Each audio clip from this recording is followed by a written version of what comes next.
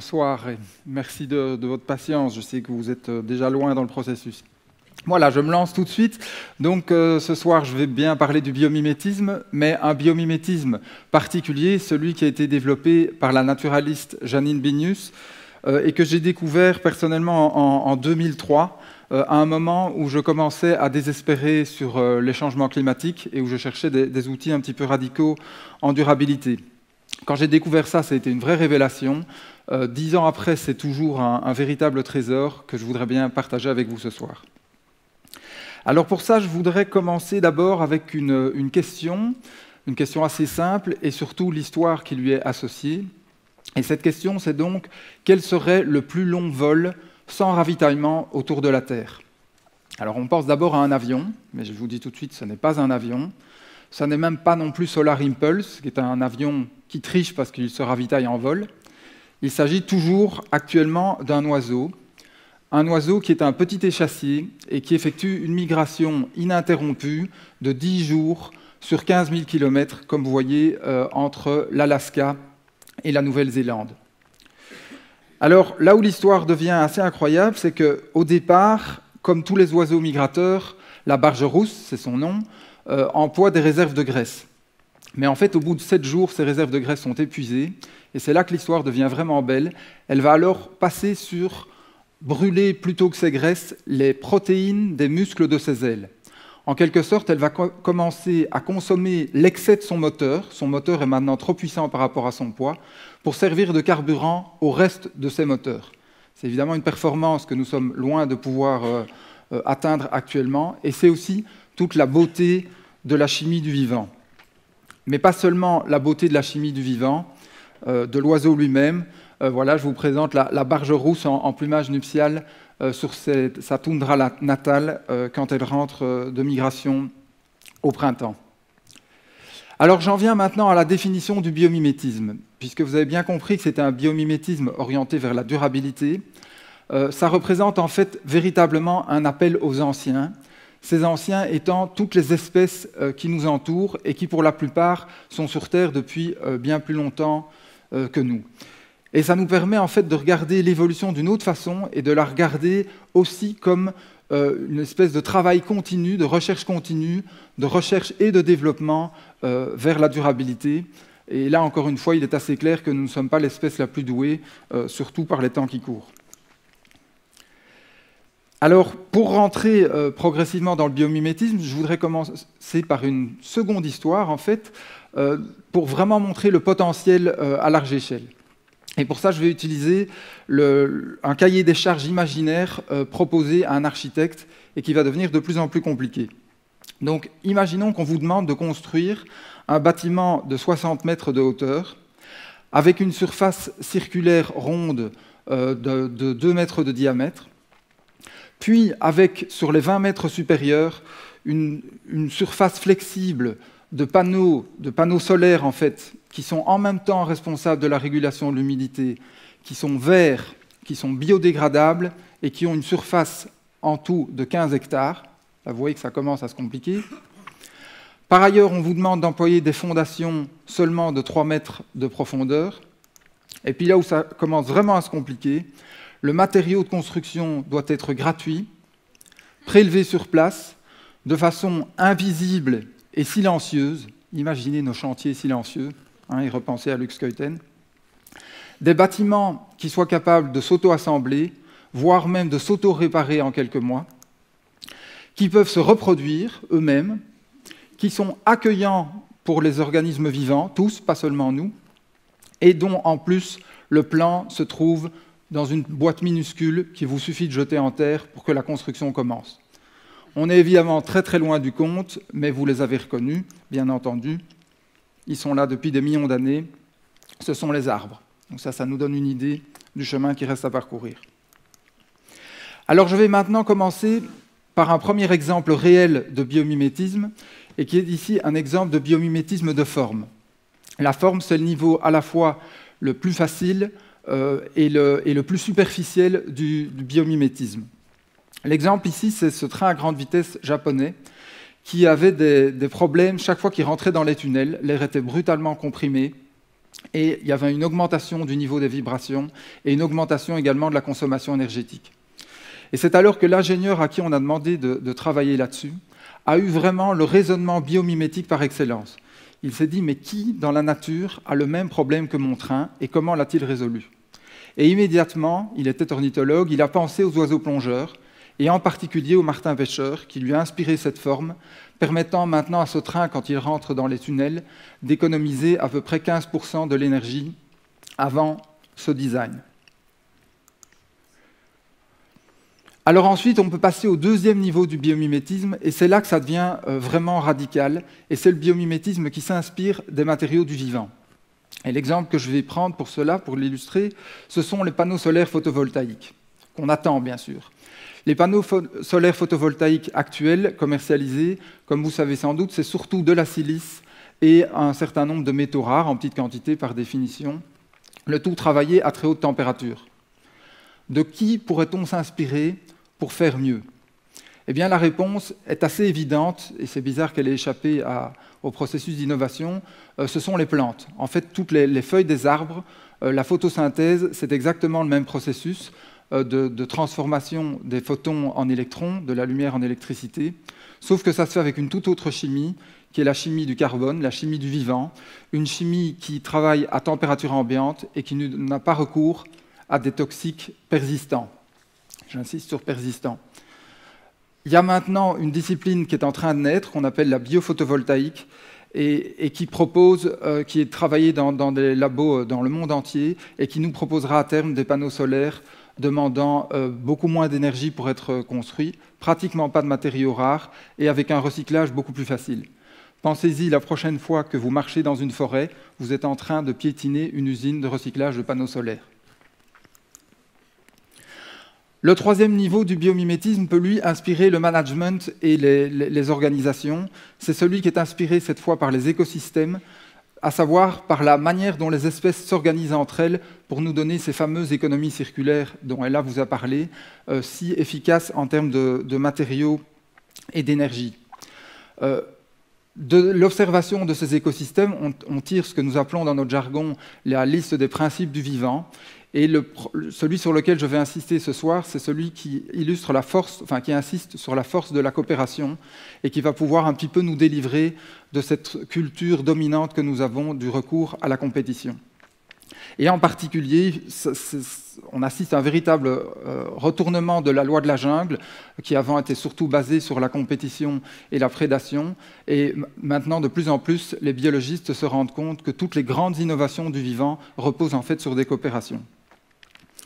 Et je vous montre un des deux exemples les plus forts sans doute dans ce domaine, qui est l'exemple des plantes et des bactéries.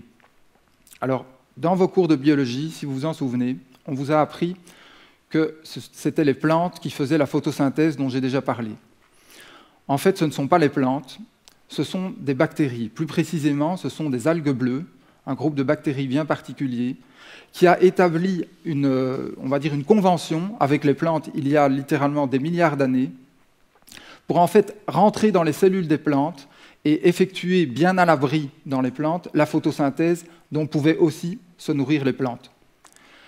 Cette symbiose est apparue dans les océans, dans les algues. Les algues, ensuite, certaines d'entre elles, en tout cas, ont pris pied sur Terre. C'est ce qui a donné les plantes terrestres. Sans cela, on n'aurait pas d'arbres. Sans cette innovation, on n'aurait pas de fruits et on n'aurait probablement pas d'humains pour en parler ce soir.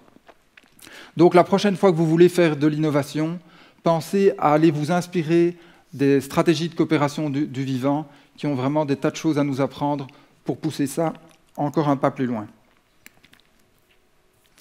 Alors une autre leçon que l'on peut tirer aussi des écosystèmes, c'est une leçon qui concerne la centralisation. En fait, dans le vivant, les plus grands organismes centralisés, ce sont les baleines et leur cerveau, le cerveau étant le siège de la centralisation. Alors pourquoi je vous montre un arbre, me direz-vous? Eh bien en fait, justement parce que les arbres, eux, ne sont pas centralisés. La preuve qu'un arbre n'est pas centralisé dans son fonctionnement, c'est que si vous le coupez, il peut très bien rejaillir de sa souche, ou bien vous pouvez même le régénérer à l'aide d'une bouture qui serait produite avec une de ses branches. Vous pouvez toujours essayer ça avec un aileron de baleine, il y a moins de chances que ça marche. Alors, au passage, D'où vient cette différence? Fondamentalement parce que les arbres, justement, n'ont pas de lieu de centralisation des décisions et sont au contraire, comme le dit le grand botaniste Francis Allais, les arbres c'est en fait une colonie de bourgeons et chaque bourgeon va prendre ses décisions indépendamment et s'adapter ainsi aux conditions extrêmement locales et aux perturbations extrêmement locales, assurant ainsi la résilience de l'ensemble. Et c'est vraiment une leçon à prendre aujourd'hui, c'est que le gigantisme, surtout le gigantisme centralisé, c'est une stratégie risquée, surtout dans des périodes de perturbation. Donc la leçon, quand c'est possible, organisez-vous plutôt en réseau de coopération entre petites organisations. C'est nettement plus souple et plus résilient. C'est en tout cas ce que les forêts nous proposent. Alors ce concept de décentralisation peut être poussé encore un cran plus loin, est poussé encore un cran plus loin dans les forêts quand on les considère dans leur ensemble. J'ai parlé de l'arbre, maintenant voyons les forêts. Il n'y a évidemment jamais d'arbre central au milieu d'une forêt qui contrôle et qui envoie toutes les décisions au reste de la forêt. Au contraire, la forêt, c'est véritablement la coopération à tous les étages. Mais je voudrais insister sur une relation, sur une symbiose qui illustre ce mode de décentralisation et qui est la symbiose qui unit les arbres et les champignons. Alors les champignons, nous on pense d'abord aux fruits, comme vous le voyez là sur la dia, mais le corps du champignon, c'est en fait ce qu'on appelle le mycélium, qui est un réseau de filaments extrêmement fins qui va englober les racines et les connecter entre elles. Et en fait, la base de cette symbiose, c'est que les champignons, grâce à ce mycélium, vont récolter l'eau et les sels minéraux pour les arbres, et que les arbres, en échange, vont leur livrer les sucres qu'ils ont tirés de la photosynthèse, elle-même issue, je vous le rappelle, déjà d'une symbiose avec leurs algues bleues chloroplastes. Ça, c'est la base. Mais on s'est aperçu plus récemment qu'en fait, ensemble, les arbres et les champignons avaient inventé les allocations familiales et la sécurité sociale.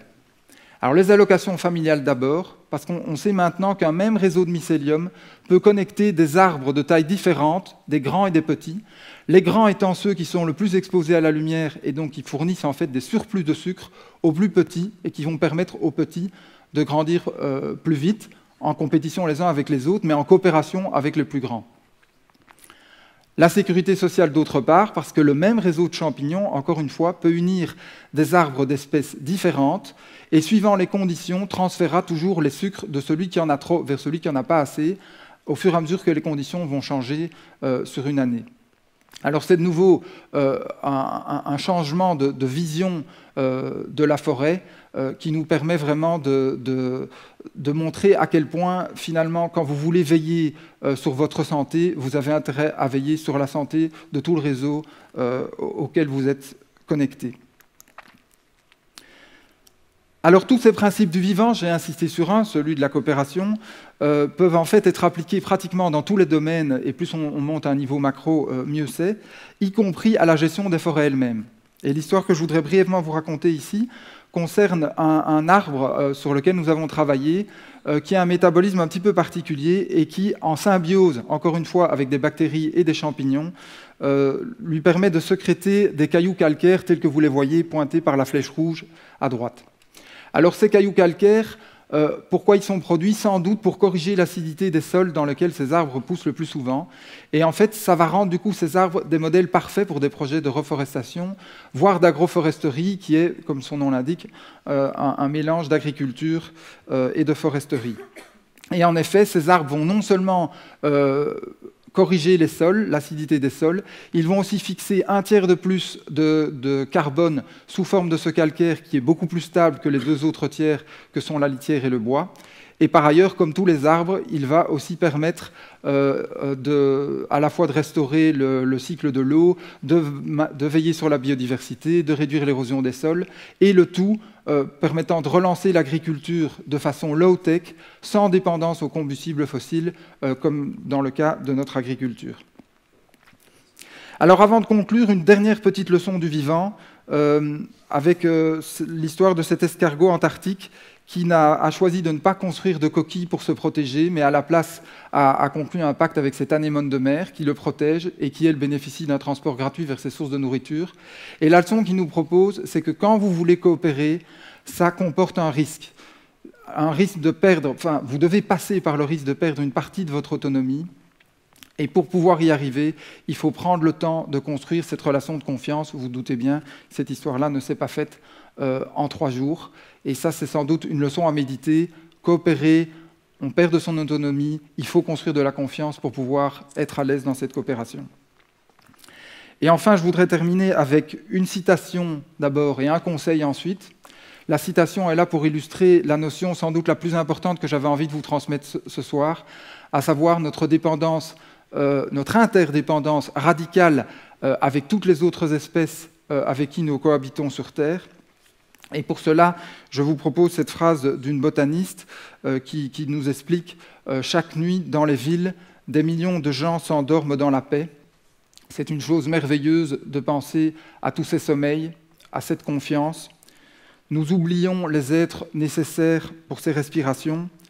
Ce ne sont pas tant les plantes qui vivent en ville que les villes qui vivent dans un monde de plantes. » Et enfin, le conseil, la prochaine fois que vous avez besoin d'inspiration, mais aussi de beauté ou de calme, passez la porte, allez à la rencontre de vos cousins, ceux qui volent, ceux qui grouillent, ceux qui nous nourrissent, ceux qui produisent notre oxygène. Ils nous attendent pour nous amener vers une renaissance de notre relation à la Terre. Je vous remercie.